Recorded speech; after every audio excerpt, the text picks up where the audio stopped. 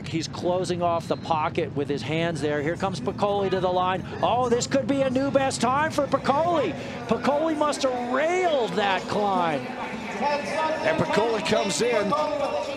8:30 now. He's got 13. He's going to be the leader when he finishes this ride.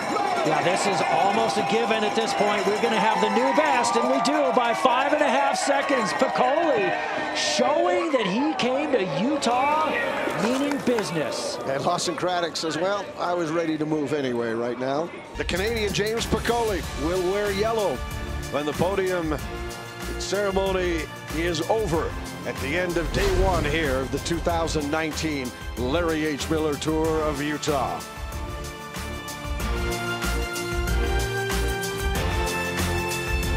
Top 5, and Kristen Kenny is standing by with the man who wears yellow. Thank you, guys. Well, James, we have heard from every rider about the difficulty of this prologue today. How can you put it into words? I mean, prologue today at Snowbird, Larry H. Miller Tour Utah was super tough. I mean, it was up and down and technical with a pretty complicated corner at the bottom. Really cool crowds, really beautiful vistas. Everything you need to make a beautiful first stage. A lot of preparation went into this one before it began. So can you tell me where you feel like the difference was for you in making up the time? It was probably a little bit everywhere. I mean, I came out here with my team director and some of my teammates from Elevate KHS a couple times to preview the course and to sort of figure out a game plan and a strategy to how to ride it. And because pacing was super important today. Being at almost 9,000 feet and being a really technical and really hard course here at Snowbird, our strategy to pace the prologue was really important. You talk about the pace being important, but also this one in particular really sets the stage for the GC overall. How do you feel going into tomorrow and the rest of the week? It's a huge confidence boost. I mean, I think with the upcoming stages, the gaps will start to widen a bit, just judging by the hard roads and the huge climbs here at the Larry H. Miller Tour Utah. But it's definitely a huge confidence boost for sure, because you know, everyone starts at a level playing field, and I don't even necessarily consider myself like a time trial guy. So to win here is really special. Well, congratulations on that one. Thank you very much. All right, there you go, James Piccoli. And a look at his ride, Todd. It was controlled all the way.